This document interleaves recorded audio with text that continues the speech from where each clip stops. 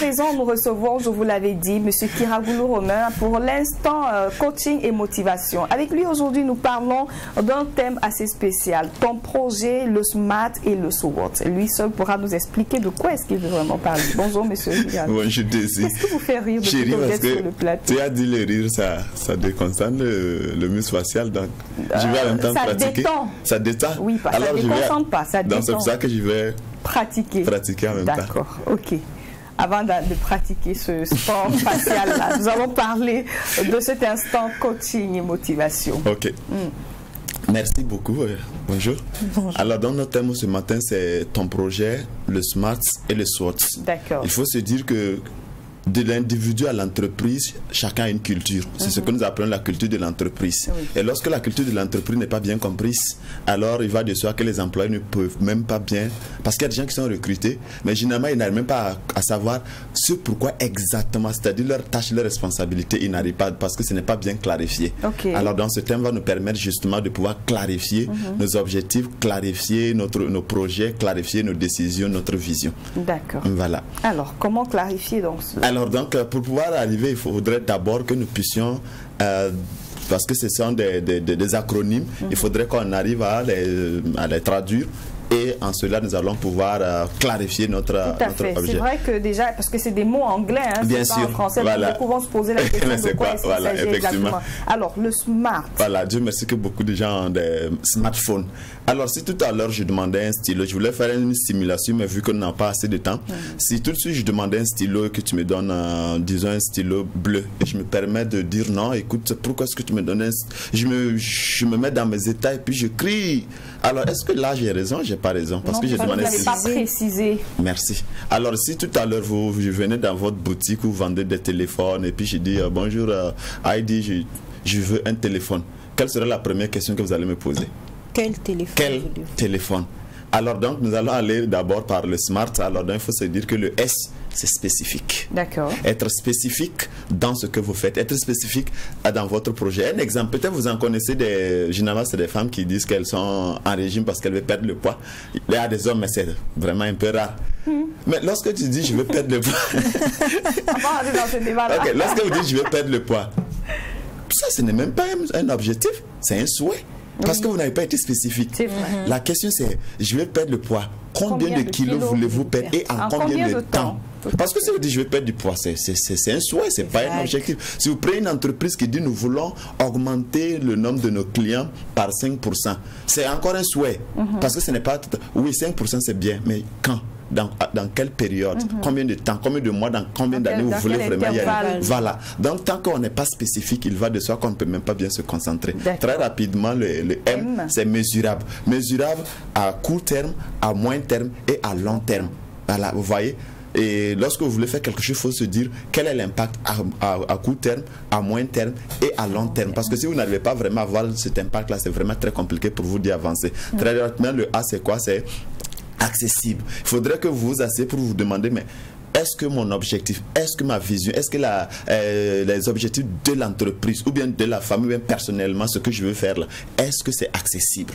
C'est tout de suite, toi, tu veux aller sur la Lune. Il faut se poser la question. C'est bien d'aller, il faut avoir des pensées positives. Mais en comment tu vas aller sur la Lune? C'est ça.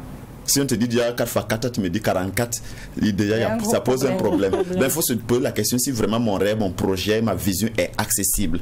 Et le R, c'est réaliste. Toi-même, tu dois être réaliste, mais le projet doit être réalisable. Tout à fait. Parce qu'il y a des projets, il y a des visions qui ne sont pas vraiment du tout réalisables. Parce qu'il y a des gens, quand on leur dit d'avoir des pensées positives, se disent non, tout est permis. Oui, tout est permis, mais ce n'est pas vraiment tout qui est réalisable. C'est vrai. Même si tu... Quand même... Donc, il faut vraiment que ce soit réalisable, ton projet. Alors, et le T, on voit lorsqu'on est en train de... Que ce soit une maison, que ce soit un immeuble qu'on est en train de construire, ou généralement, quand c'est les routes qu'on est en train de faire, on donne un délai de réalisation, ce qui veut dire le temps. Donc, quand tu fais ton projet, lorsque tu as une vision, tu dois te donner un temps de réalisation pour cela. Un exemple, ceux qui disent, bon, je vais apprendre l'anglais. Oui, c'est très vague. C'est quel niveau? Est-ce que c'est niveau moyen, niveau avancé? Quel niveau? Et en combien de temps? Lorsque tu te donnes vraiment un temps, alors tu n'as pas le temps pour les ondits, tu n'as pas le temps encore pour... en ce moment, tu vas bien gérer ton temps. Ça s'appelle... Merci. C'est vraiment le focus. C'est la gestion stratégique du temps en ce moment. Parce que tu as un temps où tu dois... C'est pour cela, généralement, quand on fait un devoir, on nous donne un temps. Tout à fait. On dit, vous avez 2 heures. Ah, toi, si tu veux passer le temps à bavarder ou bien à dormir, de toutes les façons, lorsque les 2 heures arrivent, on va ramasser les copies. Clair, donc, tu travailles en fonction du temps qui t'a été donné. Voilà.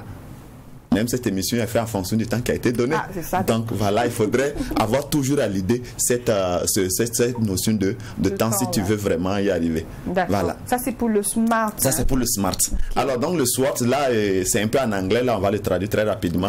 Alors le S c'est strength. Et strength veut dire quoi? Les forces. Voilà. Toi-même ou bien ton projet doit te poser la question. Généralement, c'est un concept qu'on applique dans les entreprises, mais on peut l'appliquer aussi sur la vie personnelle. Que ce soit ton propre projet, ta relation, tout ce que tu veux. Donc, quelles sont les forces? Quelles sont mes forces que j'ai?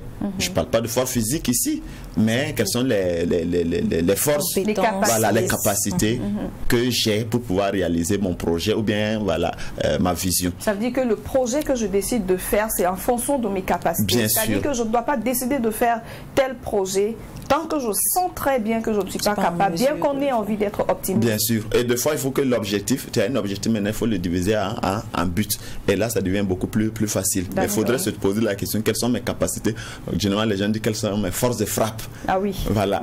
Donc, le W, ça c'est weakness, c'est quoi? Les faiblesses. Voilà, les faiblesses. S'il y a des forces, il y a forcément des faiblesses.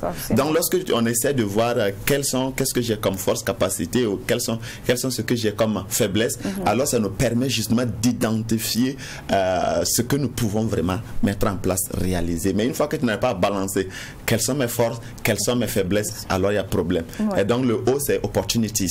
Là, c'est les opportunités. Bien qu'il y ait des forces, bien qu'il y ait des faiblesses, mais est-ce qu'il y a des opportunités qui s'offrent à moi dans ce projet, dans cette vision, dans ce que je veux vraiment réaliser? Voilà. Et le T, c'est threats, les menaces. Qu'est-ce qui peut vraiment menacer, entraver la réalisation de ce projet? Qu'est-ce qui peut le faire?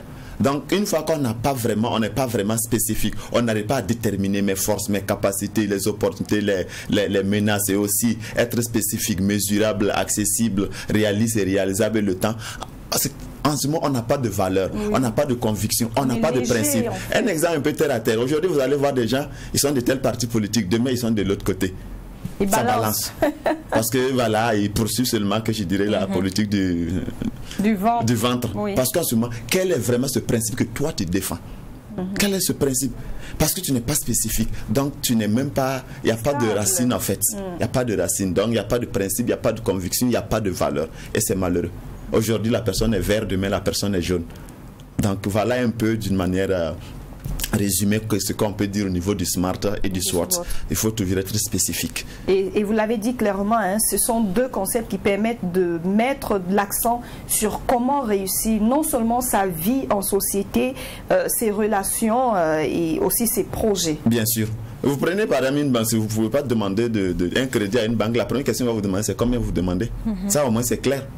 Mais une fois que tu n'es même pas spécifique, il faut se dire déjà que tu es mal parti, ou bien tu es bien parti pour échouer. Pour échouer. Voilà, tu es bien parti pour échouer.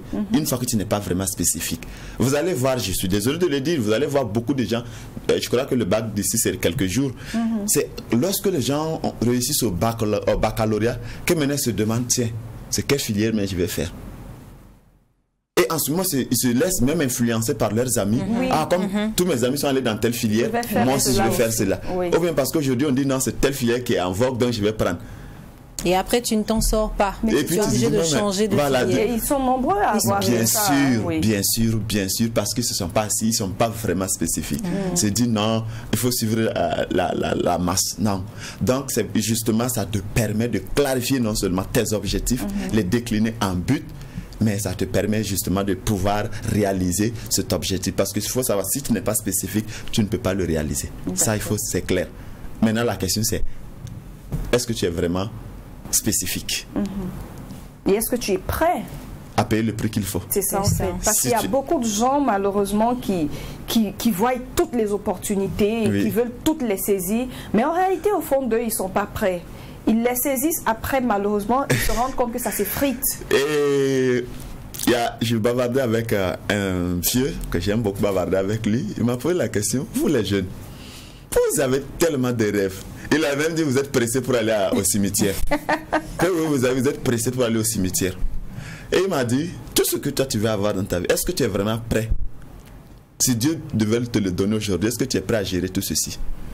Je me suis assis. C'est vrai. J'ai regardé tous les projets que j'ai en tête. Je dis, c'est sur cette réflexion qu'on va laisser nos téléspectateurs. Avec plaisir. Il faut toujours, il faut se poser la question, est-ce qu'on est prêt pour ce qu'on a envie de réaliser? Bien sûr. Merci beaucoup, M. Kiragoulou. Au plaisir. Vous êtes coach, motivateur et formateur. Oui. Comment vous joindre si on a besoin de vos services? Alors, si on a besoin de mes services, je réponds au 76 84 85 86. 76 84 85 86. Est-ce que vous avez une page Facebook sur laquelle les gens peuvent... Bien sûr, j'ai une page Facebook que j'ai même dénommée Pensée positive permanente. C'est ça le nom de la page? Oui, le nom de la page. Okay. Mais j'ai ma propre page aussi parce que là, j'ai 2 pages que j'anime. D'accord. Mais je suis beaucoup plus aussi sur Twitter. D'accord. Voilà. Donc votre compte Facebook, c'est Kiragoulou Romain. Votre page, non? Non. D'accord. Ma page Facebook, c'est Blessing Wedam. Pourquoi je l'ai choisi? Parce que c'est la bénédiction et dans ma langue maternelle, c'est la force de Dieu. Ok. Voilà. D'accord. Mais pour ceux qui veulent vraiment me contacter, s'ils rentrent pensée positive permanente, alors ils verront ma page Facebook. Merci beaucoup. Voilà. On rappelle que votre numéro de téléphone, c'est le 76 84 85 86. Pour toutes les personnes qui voudraient entrer en contact avec Monsieur Kiragoulou. On a tous besoin dans la vie d'être coaché, d'être motivé. Alors, si c'est le cas pour vous, n'hésitez pas à vous tourner vers lui. On vous souhaite une bonne journée. Merci, excellente journée à vous. Merci. Et bonne suite d'émission. Merci infiniment. Et à la prochaine. À la prochaine, Monsieur Kiragoulou. Précisément à mardi. Mardi.